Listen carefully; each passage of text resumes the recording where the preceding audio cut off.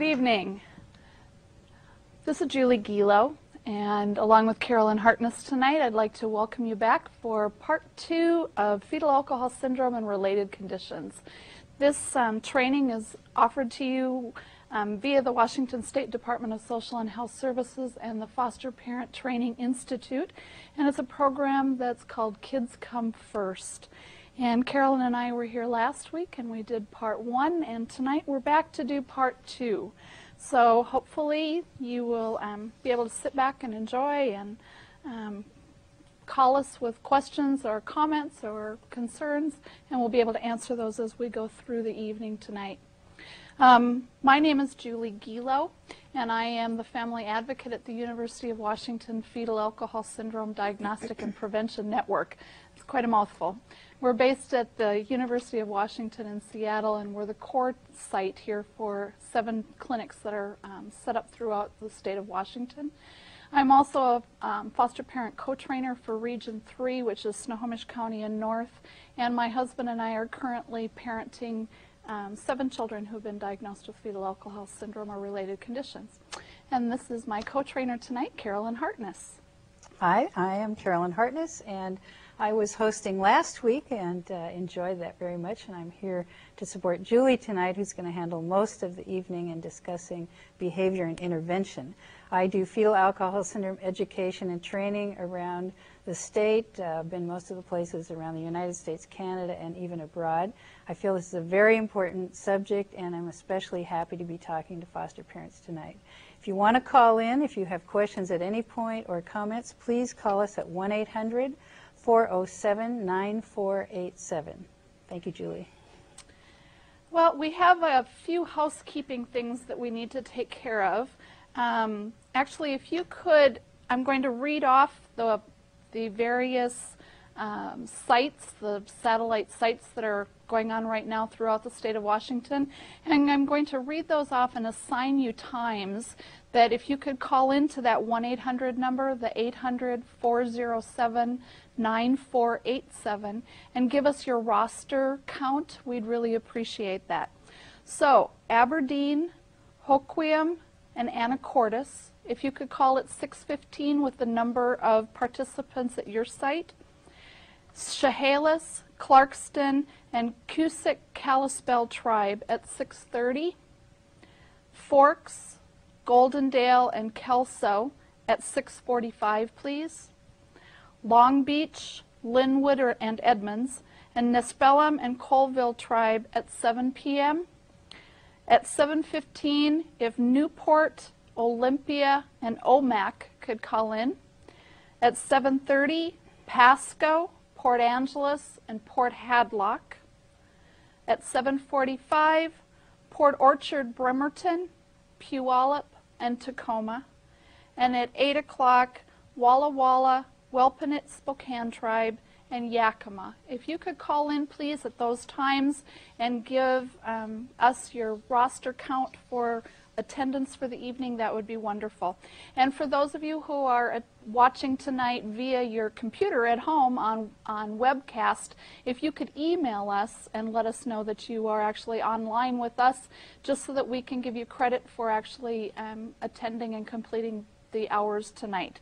So if you could do that, that would be wonderful. We will offer many times throughout the evening tonight the opportunity to call in or to email us with questions, and we will have a couple of breaks throughout the evening also. So with that, Carolyn, would you like to just spend a couple of minutes and review briefly what we covered last week, and then we'll go on to tonight's topic. Sure. I do have a request, however. I am a little distracted by music playing in my ear. Thank you. So if I start dancing around, I'm hearing a great song. Anyway, last week, mostly what we just talked about is what is fetal alcohol syndrome. And obviously what it is something that is caused by mother drinking during the pregnancy, because to have a syndrome you have to have physical characteristics.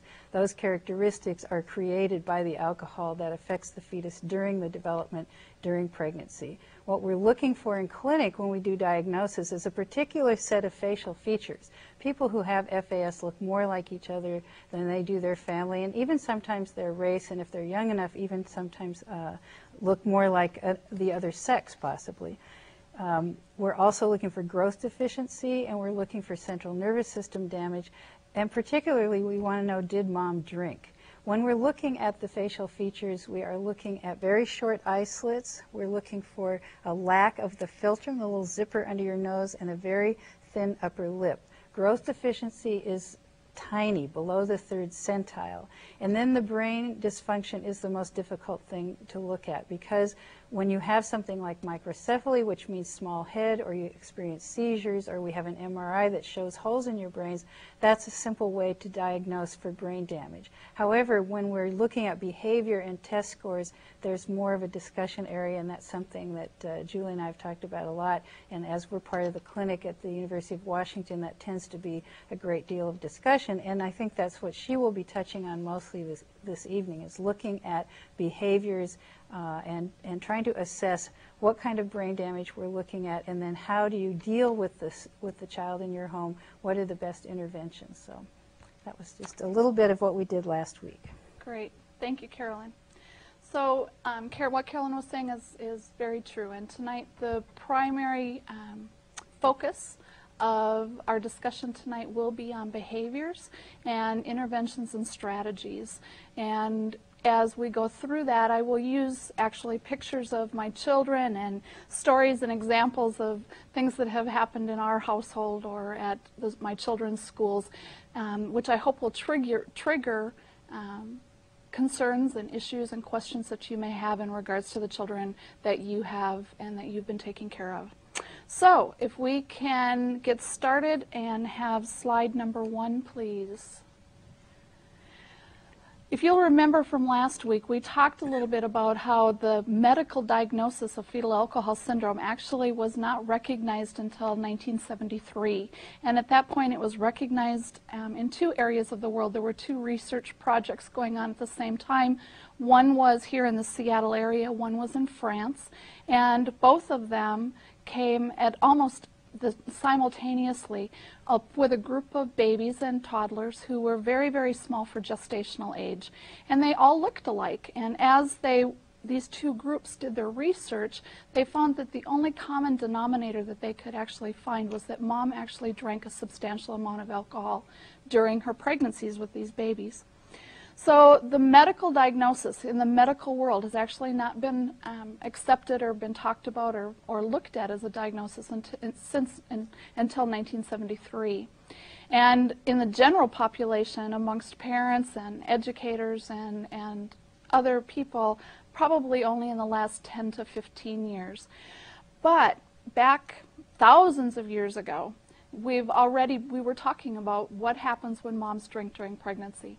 And back in 427 BC, Plato says alcohol should be barred to any man or woman. Now notice that. I think that was quite interesting. He says man or woman who is intending to create children. Children should not be made in bodies saturated with drunkenness. In 322 BC, Aristotle says, foolish, drunken, or harebrained women for the most part bring forth children like unto themselves, difficult and listless. Next slide, please. In 1899, W.C. Sullivan, who was a researcher back in the late 1800s, said that alcoholic women have a stillbirth and infant death rate of 56%, more than double that of their non-drinking female relatives.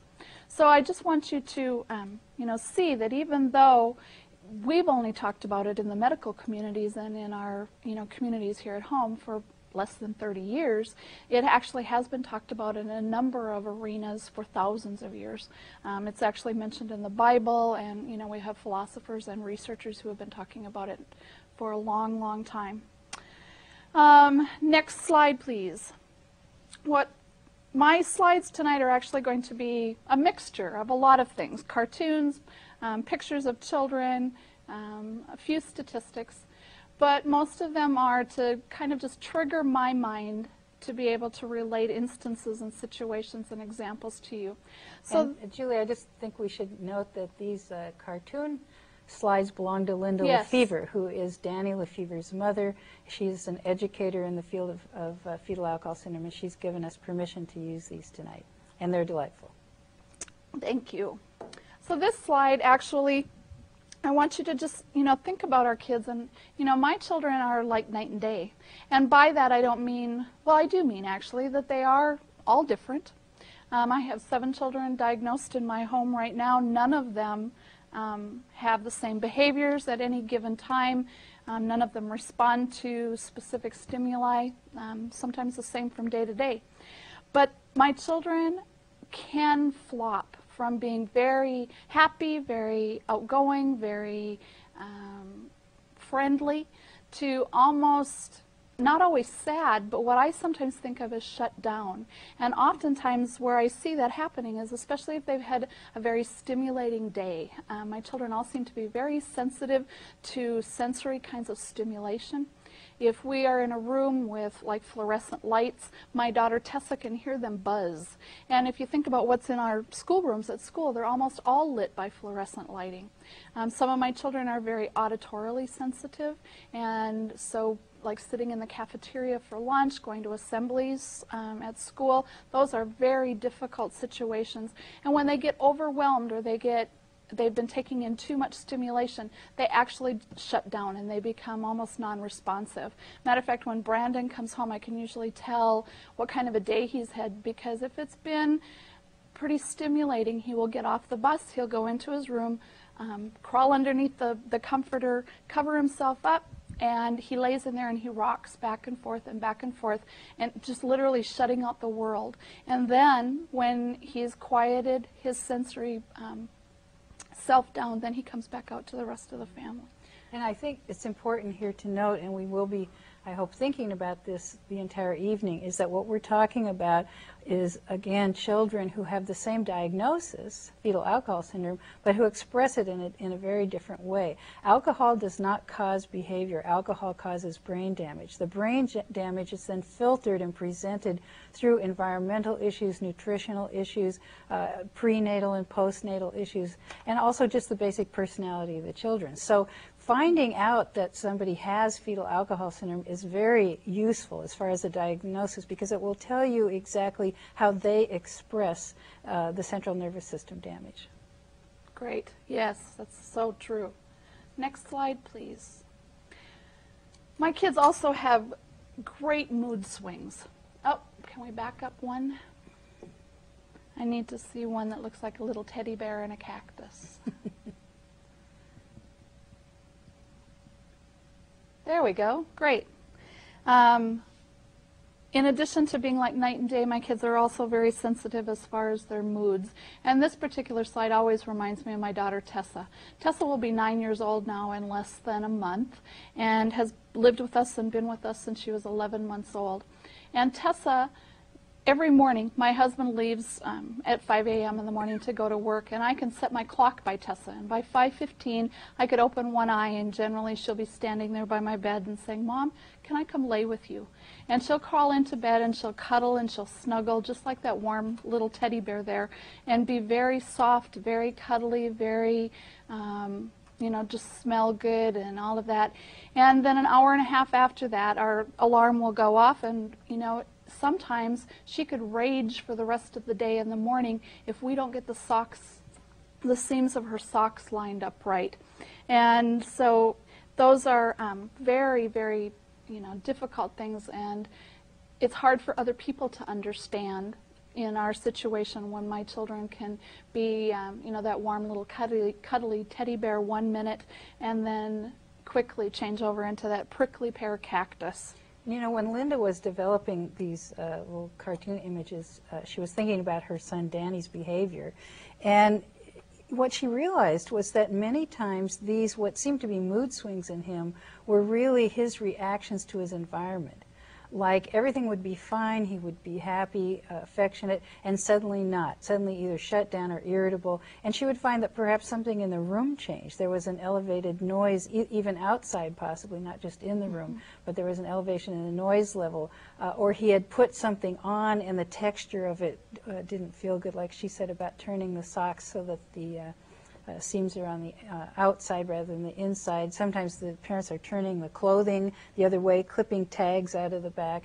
And really looking, and I think later we'll be talking a lot about setting up interventions based on how you are dealing with the environment that the child is in. And it is not always just mood. It's not always strictly emotional changes. It's just that the physical environment may cause what we read as an emotional issue for the child. That's right.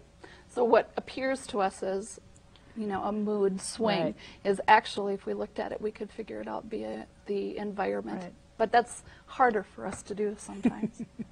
The challenge. That's the challenge. That's right. The next slide, please. That was our mischief maker. The mischief versus willful disobedience. Now, you know, can my kids be mischievous? Of course they can. And actually, some of them are very good at it. They've practiced it well.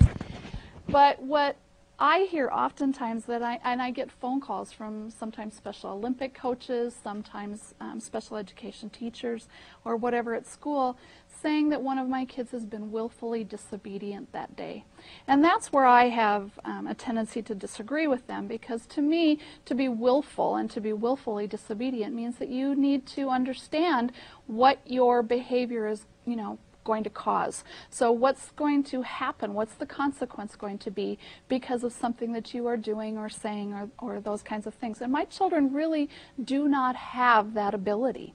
So while on one hand my children can be mischievous, but for that to be interpreted as being willful disobedience, I think, you know, is where I need to be an educator for, an advocate for my children. Mm-hmm. I always look at this slide and think, you know, our children don't sit around and think about how to get in trouble. That's right. Trouble, unfortunately, sort of follows them around. I mean, when you are unable to figure out action and consequence, connect cause and effect, understand right from wrong, you're definitely going to run afoul of someone. Right. That's right. And your, you know, even innocent mischievousness is Right. going to be interpreted as Right. something else. Next slide, please. Parenting our children is, I just love this thing. Trying to parent a child with fetal alcohol syndrome is like trying to get around Seattle with a map of San Francisco. And, you know, when my husband and I first became foster parents about 10 and a half years ago, we spent the first year and a half of our foster parenting career thinking that we were crazy, because absolutely nothing. And we are. But besides that, but absolutely the crazy nothing. angels, all of you out there. There was absolutely nothing that the you know, anybody had done or taught us or anything else that prepared us for the type of parenting that we needed to have in order to be effective parents for these children. And it was only after, you know, starting to get the diagnosis for our children and realizing that our children had disabilities that then I was able to understand that, you know, it wasn't that I was a bad parent. It was that I truly needed a different map. And so that when, you know, my parenting map from, you know, years before with my birth children said, gee, at this intersection you need to take a right, well, maybe with these children, no, you need to take a left, you need to go straight ahead, you need to slow down. But when we're dealing or when we're trying to operate our lives with that old parenting map, the one that we've used actually usually quite successfully for the years past with our birth children or our other children, and then we try to use that same map with the children with fetal alcohol syndrome, we just don't get to our destination. So it's very, very important for us to realize that we just need to find different maps. Again, it's that kind of adage of, you know, it's not always that we need to try harder, but we need to try differently. And sometimes that means a different map. And this is also a reason for diagnosis. Yes. Julie and I have trained together many times and spoken to teachers as well as parents and professionals. And many times they say, gee, I think it would be better if we really didn't know everything about this child to sort of give them a chance. I don't want to be biased and so forth. But really you do need to understand, and just what she said is the reason. If you think you are parenting a so-called normal child who does not have organic brain damage, it's not going to work. You're going to be frustrated. They're going to be frustrated. And early intervention is the key here. So the more you know, the earlier you know it, the better the child's going to do, the better time you're going to have parenting. And that's so true. I mean, I hear I have heard quite frequently, actually, you know, that the teachers don't want to know. Right. You know, we want to start with a clean slate, and we don't want to be prejudiced towards the child by knowing the diagnosis or hearing what other teachers or other people have to say. And, you know, I think, but we lose all of that time that we could be adequately servicing our children and providing them with, you know, great interventions and appropriate academic programs and supports, because we don't want to prejudice ourselves. And just the emotional toll that not knowing takes. Parents leaving our clinic at the University of Washington with any kind of a diagnosis will almost always say, I knew I wasn't a bad parent, I just didn't know what to do for this child. And the children, almost to a child, say, I knew I wasn't stupid, I just didn't get it. That's so, right. So the information, even when it's the so-called bad news, is really better than not knowing. That's right. That's right. Next slide, please. This is a question about, so where do I fit in? And this isn't, you know, initially when I saw this slide, I was thinking about my children. You know, where do they fit in and how do they fit in? Because oftentimes, one of the saddest things, I think, for me is when I go to their school and I see one of them, you know, sitting on the sidelines, you know, repeatedly. They want to join in. They want to be part of their peer group. They want to play soccer and do those kinds of things. And the majority of the time, they don't fit in for a variety of reasons. You know, sometimes, and we talked about this last week in connection with Danny, that, you know, sometimes it can be because they're very small and so they can't keep up with the other kids. Sometimes their muscle tone or their muscle coordination is not as mature as the other children that are out there on the soccer field. But a lot of times it has more to do with the fact that they don't get the rules, or they don't remember whose team they're on, or which direction they're supposed to be going with the ball at that particular point in time. Or socially, you know, as far as social communication, those are huge areas that my children have difficulty in. You know, the ability to understand what a friend is. How do you make a friend? What do you say? What is appropriate boundaries, you know, personal boundaries. You know, where's my body in space? Where's your body in space? And, you know, don't interrupt conversations and all of those things. My kids have very hard time doing that. And especially when, you know, you start hitting third, fourth, and, you know, into middle school and senior high, those kinds of tasks are just part of everyday life for most children. And for mine, those are tough, tough areas.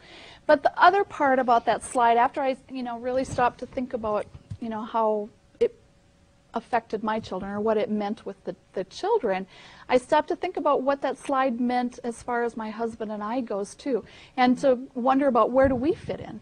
Because, you know, I don't know about most other foster parents out there, but, you know, we still have the same friends that we had 10 years ago, or mostly. I mean, they're all still on our Christmas card list and all of that. But they're not the families and the friends who would call us on a Saturday night anymore and say, hey, why don't you bring the kids on over and have dinner and we'll all watch a movie and, you know, all of those kinds of, that's not my old friends. Yeah. And, you know, even my family, my birth family, I mean, my mom and dad love these children and they accept them and see them as their grandchildren and all of that. But, you know, if they were going to go to Arizona to see my youngest sister, they might spend 2 months there. But when they come out here, the max is about 4 days. And then mom and dad are, that's about it. You know, they need to leave.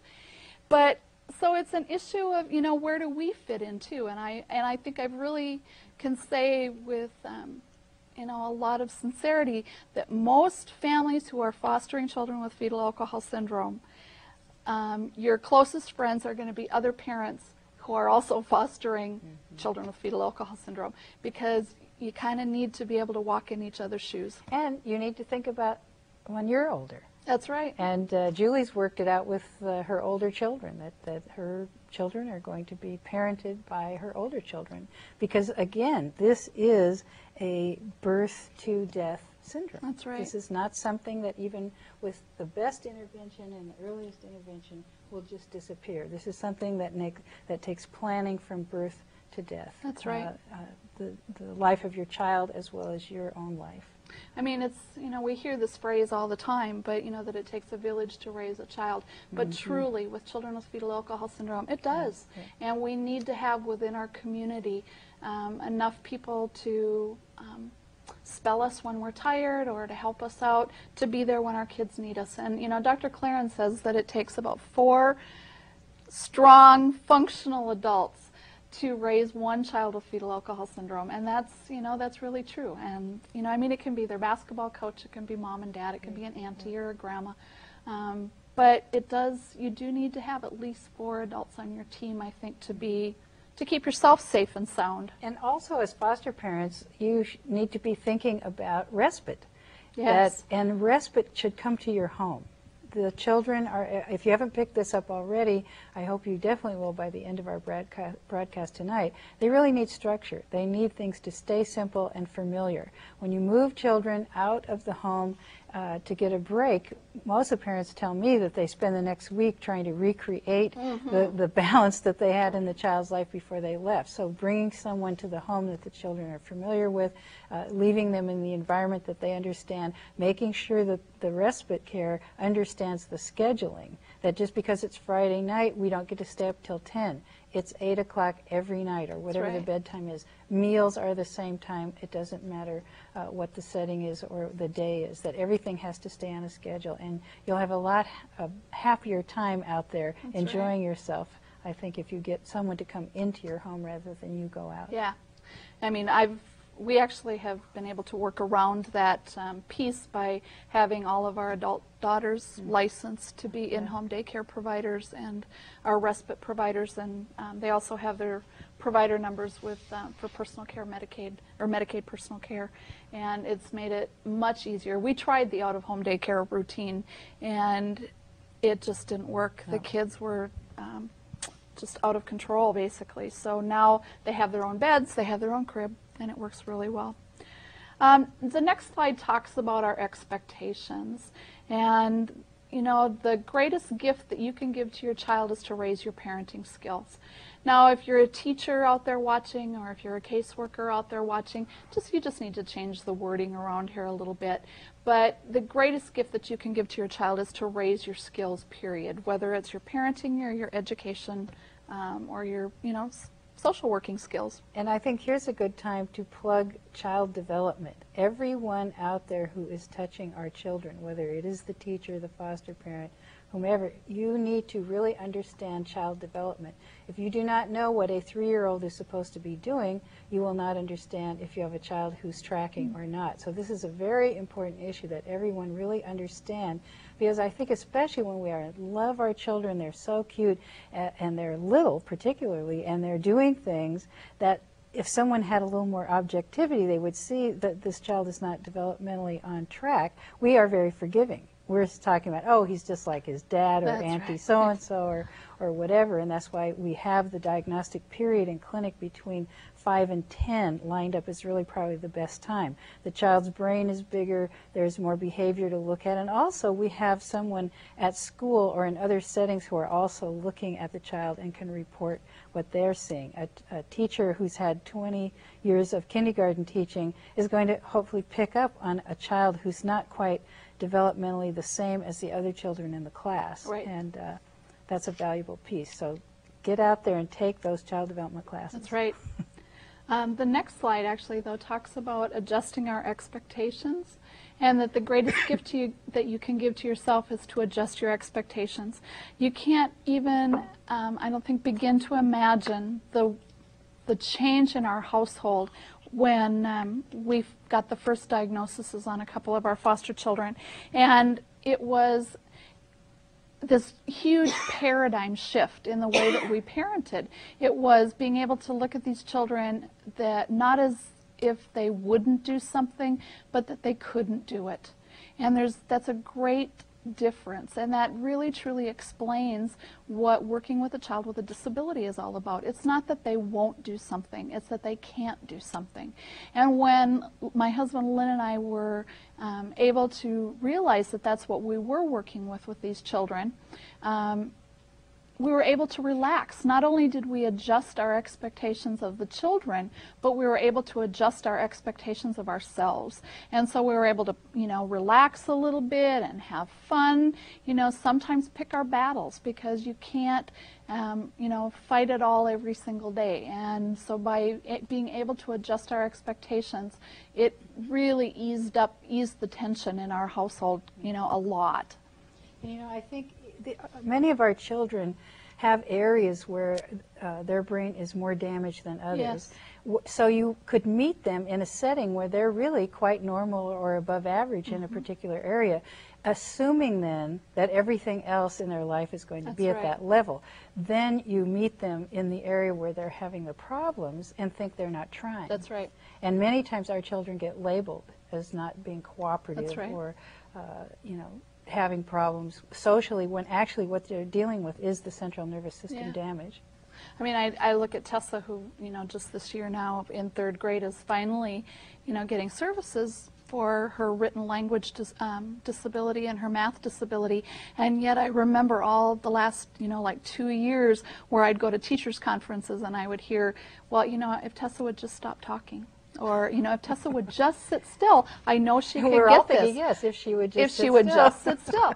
But, it's adjusting the expectations. Right. And I think one of the most difficult things that I've come across for all of us, teachers and parents particularly, is that what we want to do is educate our children so that they have a building block that we've helped them with, and then another building block on top of that, and another on that, and another on that. What is difficult with our children is that sometimes the base building block is not there. Right. Or number 3 is not there out of 5. And this is very hard to think about. Right. As a person who's trying to educate your child, what you want is to bring them to the very edge of their potential.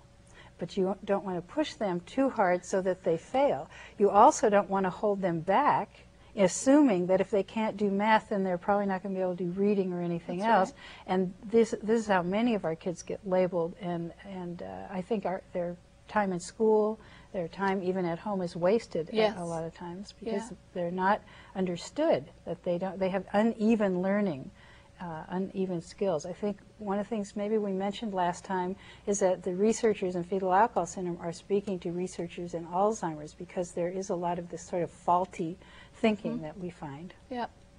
And I mean, and that edge that you talked about, not wanting to, push them over the edge, but also wanting to, give them a little push so that they're not held back here too. That edge can change every day. Every day. I mean, you taught Johnny to tie his shoes, and he did it on Monday and Tuesday, and you asked him to tie his shoes even an hour later or the next day, and he looks at you like you're speaking Chinese. What are you thinking, possibly? That he doesn't want to cooperate, he's not paying attention, he doesn't mind. And it could be that that day, that little brain cell was not connecting. That's right. So, I mean, nobody ever said that parenting our children with fetal alcohol syndrome was easy. And it's frustrating for them. It's very they know frustrating. this. They know that they were at some point understanding what you were talking about and not understanding today. Yeah. If the next slide, please, talks about how moms feel responsible. And, every mom that I've ever talked to feels responsible for her child's behavior. She feels like she's to blame for that behavior.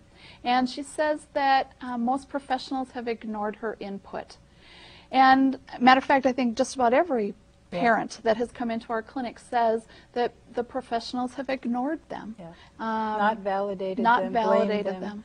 I mean, now, professionals, we're not all ganging up on you, because I think it's just not understanding, understanding what's being dealt with. And there is, again, relief when people come into clinic, even when you get that diagnosis of fetal alcohol syndrome. Again, parents saying, I knew I wasn't a bad parent, I just didn't understand how to parent this child. And, so, I mean, we're not asking you as professionals or, even other parents to necessarily agree with what the mom is saying, or even like it or accept it, but rather just how important it is for all of us to validate each other, just to listen non-judgmentally. And the best form of support that we can give that mom or that parent then is to refer them on, to another parent, to put them in touch with other parents, and to provide them with the tools that it's going to take to be a better parent. I wish that I had the magic answer for, what do you do when Johnny, is always lying, or when Johnny collectively gathers everything in the household that doesn't belong to him. I don't have the magic answer, other than for that last one on that slide, and that's basically to just continue to provide tools. When I do trainings in person, I learn as much from the audience as I hope that they learn from me. And, there's a good successful training to me is when I can then turn around and take home ideas or strategies or interventions that somebody else has shown me and given me. Because believe me, I need every trick in the book to And you all make have, all of you out there are doing something right, just That's right. out of survival. All That's of you really could call us, and we would encourage that. 1-800-407-9487. Could call us, and we would like you to do that, to share your intervention. You are doing something right. That's and right. What we could help you with is to figure out maybe why that's working and what else you can do in other areas that might be really using the same sort of ideas that you're using in those successful interventions. And I've got my piece of paper and my pen here so that when you do call in those ideas and those strategies, I want to write them down, because like I said, I need every trick that's available, every tool that's out there. The next slide is actually talking about some communication. If we could have the next slide, please. And that teaching communication is actually about recognizing and honoring the attempts to communicate. We need to shape appropriate forms of communication. And even though most of our children are verbal, oftentimes our children will benefit from alternate forms of communication as Sign language. Sign language, yeah, like sign language or picture exchange.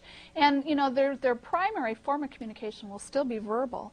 But oftentimes, at least my children, when they get kind of stuck on something, or they feel like they're being put on the spot, when they have something to back up, they see something visual like more or please or, thank you, or they can pull out some picture exchange things and just show me a picture, they can get unstuck. And so and that's a great way to talk about it, because that's what happens.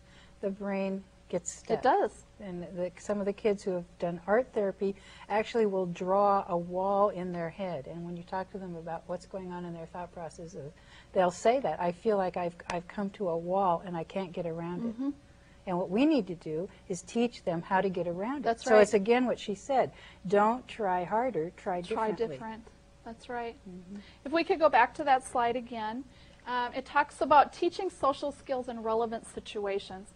And here again, social skills, social communication is probably one of the most difficult areas for my kids. And yet I don't know another area that is more important. We need social skills for everything in our lives, from communicating, from talking on the telephone, conducting business, all of those things. We need to know how to speak socially. And I fought for a long time to get social skills added to my kids' IEPs and in their curriculum. But then I walked in one day, and what they were doing was they were teaching the social skills in the counselor's classroom, in the counselor's room. And here they were going, well, so, okay, Michael, if Johnny takes the football from you out on the playground, what should you do? Well, Michael knows. He can at that point verbally spit out and say, oh, well, I need to tell him, please don't do that. That makes me mad. And then they would say, if that doesn't work, then what? Well, then I might need to go find this, the playground supervisor or whatever. He's parroting. He is parroting. But I can bet you bottom to dollar that if that scenario was happening out on the playground, Michael's not going to say to that child, please don't do that. That makes me angry. Or what? He's going to punch him.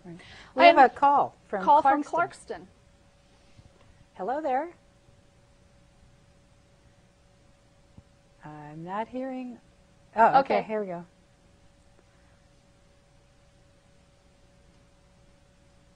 Okay. Hello? Not, Is it working? No, I'm not. Oh, hello. Are you the caller? Hello? Yes, go Yes. ahead. Okay, I was wondering what percentage of these children end up dying of suicides? Well, I don't have any percentages, but I will tell you that Dr. Ann Streisguth has done a longevity study. She's looked at what's called secondary disabilities, following people in her study for now 25, 30 years, and finding out what happens, particularly in adulthood, to people who have fetal alcohol syndrome. The news, when people do not have proper intervention and support that village around them, unfortunately isn't very good, because there are fairly high rates of incarceration and homelessness.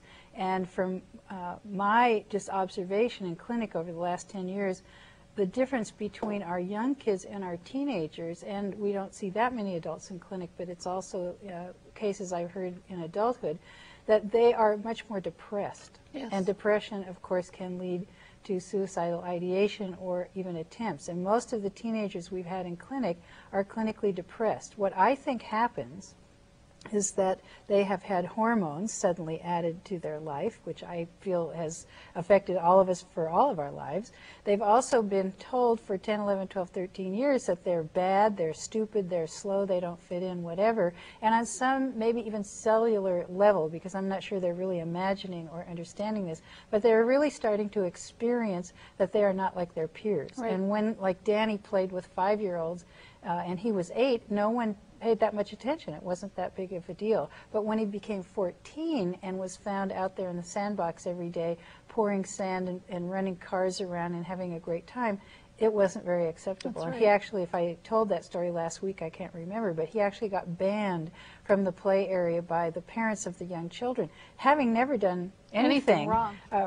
But he was never allowed to go back into that play area again because they thought it was so strange. So I can't give you a percentage, but I say that it's something to watch for as our kids start aging, that when we start seeing that depression, mostly what they're dealing with is not that they couldn't learn math and they didn't remember enough to pass their Washington State history class or something. It's their social life. It's that they social need language friends. and social communication. Yeah, they need friends, That's right. and they want friends. And unfortunately, this is how many of our teenagers particularly are fodder for gangs, because it's a place to fit in. They can dress like everybody That's right. else, act like everybody else, and many times the gang element loves our kids because they are compliant and they're followers. I have 3 boys who are 16 in the adult prison right now for murder. 2 are gang related. Essentially, the gang members gave the guns to these 2 fellows and said, shoot. They don't really understand action and consequence, and it took a lot of explaining to make them understand that they really did end life. This wasn't TV. Those folks didn't get off the sidewalk and walk away. And when they really understood they had ended life, those 2 boys both did try to commit suicide. So again, I mean, I don't want to depress you. I don't want to make this gloom and doom. It's just another call for the village that we really have to surround our children with support and love. And I can't remember if I told the story about Anna Turnbull, whose son has autism, and many of the parents of children with autism feel that they're very similar to our children with FAS and FAE. And she was concerned when he was 15 what would happen to him as he grew up and what was the most important thing in his life. What they determined was friendship. That it wasn't so important that he could do geometry or algebra, but that he have friends. And they were looking at their son as the glass half empty and really thought, well, he's not capable of making friends. So they hired a graduate student from a nearby university majoring in psychology who was interested in autism, paid him to hang out with their son for a few hours a week, and over time, the unexpected happened. He developed a relationship with their son and really liked him, introduced him to his friends, and in a few years when he was graduating from high school and these other boys were getting ready to move out of the fraternity house, they wanted him to come and live with him. And the parents were sort of like, oh, we want independent living, but gee, I'm not sure if that's a good idea. And we're fearful that he would be, you know, in the house, people would move out and leave him. They gathered their resources together and put a second mortgage on their home, bought a second home, made him the landlord. And to their surprise, those folks stayed around for several years. Their rent paid for the mortgage. And in all that process, she started looking, because she has a center called the Beach Center, a counseling center, and she started looking at that whole picture of support and realized that he had more people around him that would help than she thought. The high school music teacher thought he was a musical genius. Well, he's echolalic. He can pat back rhythms, and she just thought he was a great musician. So she said, well, I could take him to a concert. Every once in a while, we could go down and buy some records or CDs and so forth. Then the little boy down the street said, gee, I'd always wanted him to play baseball. Taught him how to play baseball. She brought to the conference I saw her speak at a video of what she calls group action planning, and it was her son in the living room with 20 people sitting around reporting one by one to him what they really liked about him. And then the event that had happened, the last activity they had together, what the next plan was. And as they spoke, each one lit a candle, and there wasn't a dry eye in the room when she got done with that video, because we were so overwhelmed and touched by the incredible amount of support he had, the love that was really genuinely shown by those people, and the relief for Mom and Dad. He is probably not going to be one of our suicide statistics. Right. And, back to our caller in Clarkston, I'm sorry that we don't have specific statistics or data in regards to those, the rates of suicide. But I do think that we can look at it from the glass half full, too. And that if, one of the things that we really stress is early diagnosis and early intervention. And if that child, we're not going to be able to stop the hormones, and we're not necessarily going to be able to stop them from knowing that they're a little different than some of their peers. But we can hopefully stop those 8 years or so of the, well, if you would just sit still, if you would just stop talking, if you would just try harder, I know that you could do this. Don't be so stupid today. If we could stop those 8 years, I think that we could change those statistics greatly. Thank you for your call. Thank you. And we had an email question. Is that ready, or?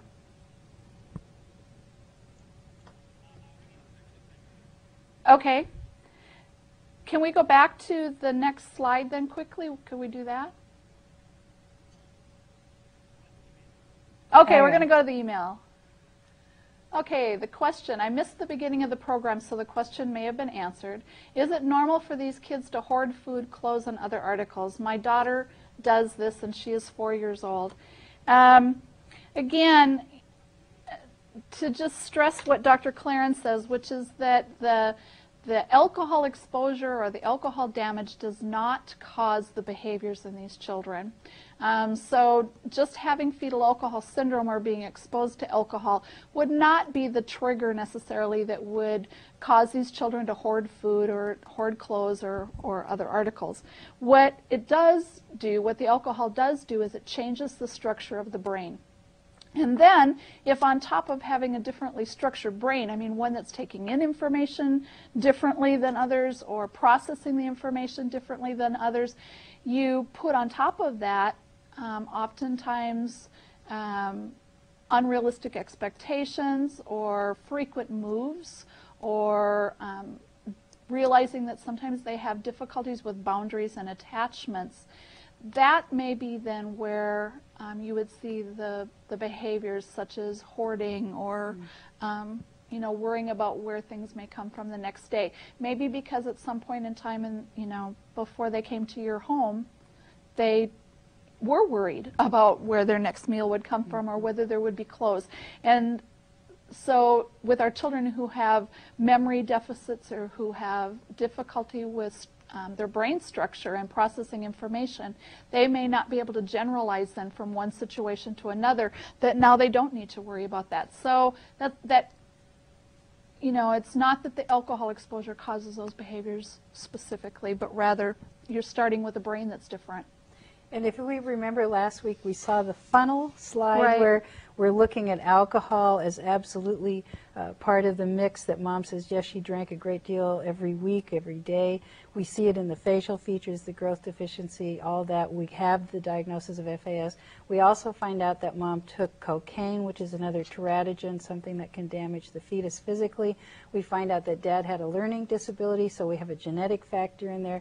We find out that mom was exposed to some sort of toxin in the environment, on and on. All of this filters down through our funnel into that little drop of distractible, if you want to call it that, behavior. Right. Those are words that I don't like, those dis words very much, but just behaviors that we're not maybe seeing in every child. So, you know, it's difficult to answer a question like that, especially without knowing the child in the background. So again, diagnosis is very critical. And being aware of what some of those other funnels, you know, other kinds of things coming into that child's funnel may be part of. Okay. Thank you. Thank you.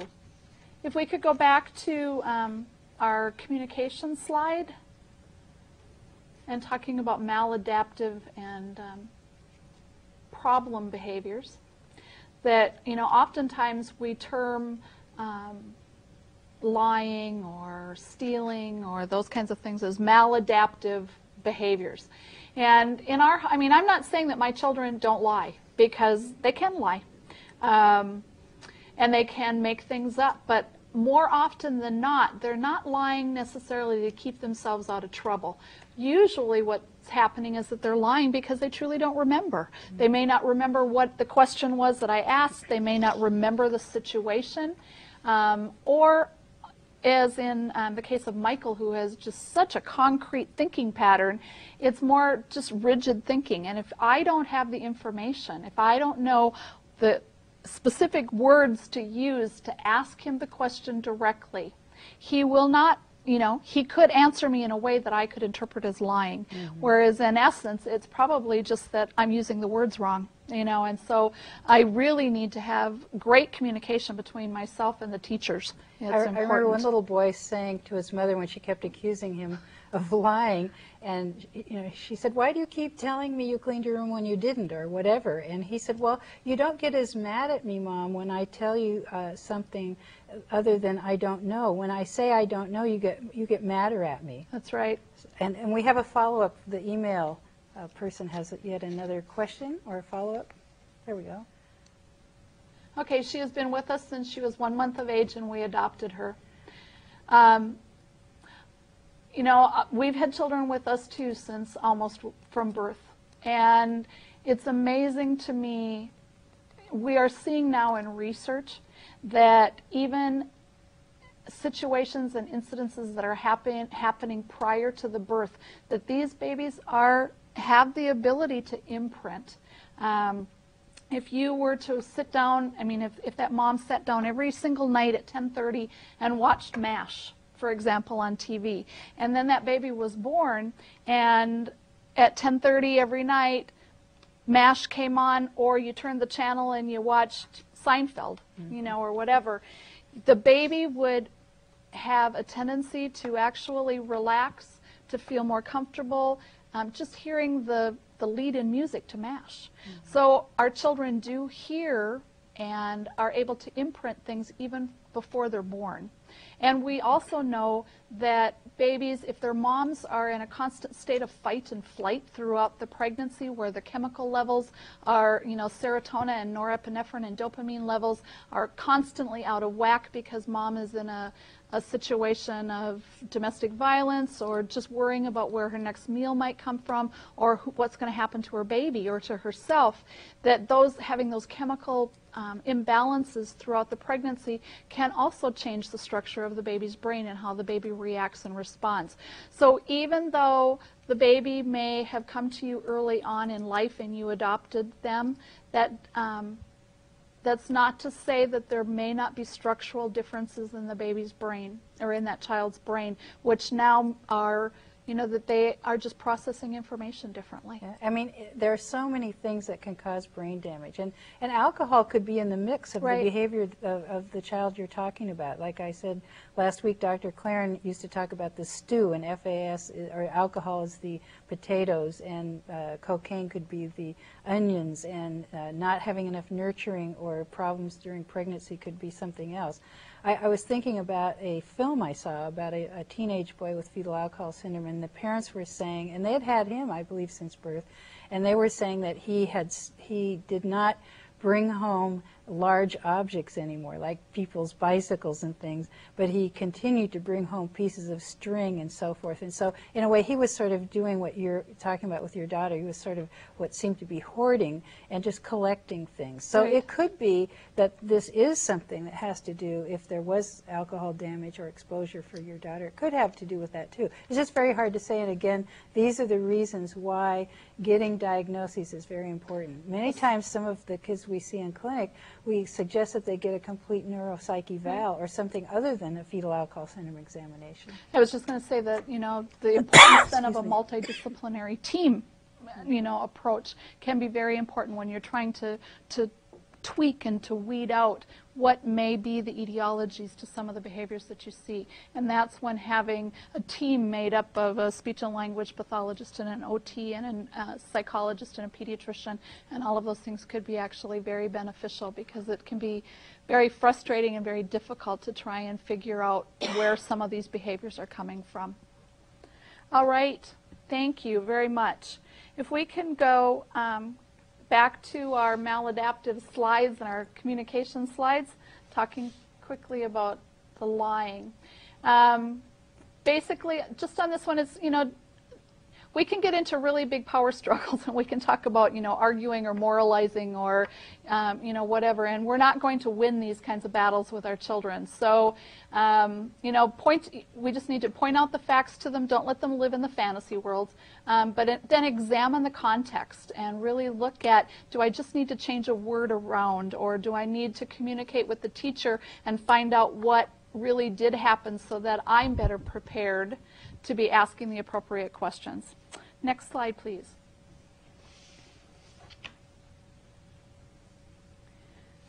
Challenging behaviors have traditionally been called inappropriate or maladaptive. I kind of rather think about them as challenging behaviors are just another form of communication.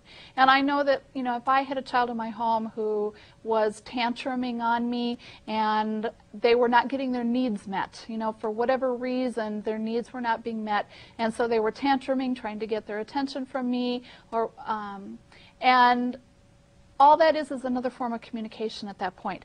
They're not getting what they need from me verbally, or by using verbal communication. So, I should expect that they are going to attempt to communicate with me in various other forms. And sometimes those forms are pretty challenging. And we can talk about them as being inappropriate or maladaptive, or we can choose to look at it from a more positive aspect and just think of it as a method of, them attempting to communicate with us. That reminds me of an example that I use in my trainings.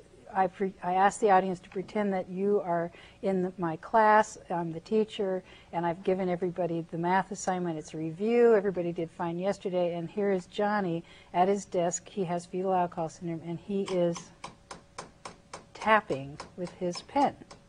And teacher comes and stands next to him and asks him why he doesn't do his math, and he says he can't. Well, I want you to think, and we're going to take a break, and I want you to think during the break, what is going on here?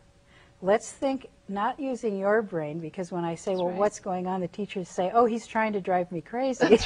Well, he's not really thinking about you and not trying to drive you crazy. So what is he doing? And there's probably about 100 answers to this question. There's no so right get or into wrong. Johnny's brain during the break, and when we come back, we'll talk more about behavior. That's right. So call us when we come back, 1-800-407-9487. And we're going to take a 10-minute break. Thank you.